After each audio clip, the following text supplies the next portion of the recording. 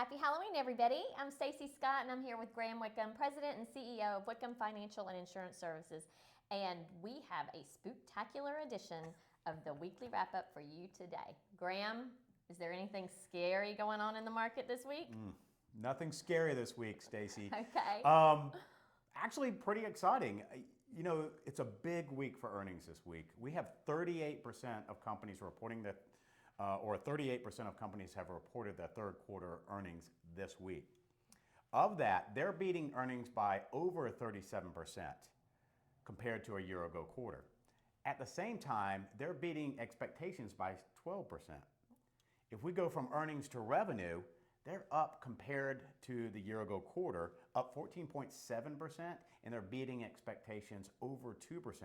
So earnings aren't scary this week. Actually, they're coming in really good. Some companies are having supply chain, wage pressures. Some of the large companies like Amazon, Apple, and the like, we'll have to see how they work through the system. Is it something that's temporary, or is it something that's going to stay a part of the system, maybe a little bit more with Amazon going forward?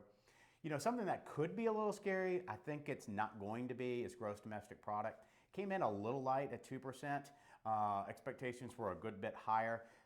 We're still on track to have the fastest gross domestic product we've seen in 4 decades. Wow. So right now, we got strong earnings, which are leading to strong stock prices. The indices are almost hitting all-time highs, if not hitting all-time highs right now.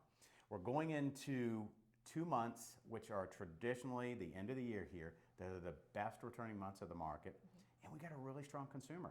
And I think if we can keep with strong earnings, strong consumer, this market looks good, barring some volatility. You always have to expect it. Right. Look really good going to the end of the year and into the first of the year. Great. Well, I mean, that sounds like a real thriller. It does. Well, good.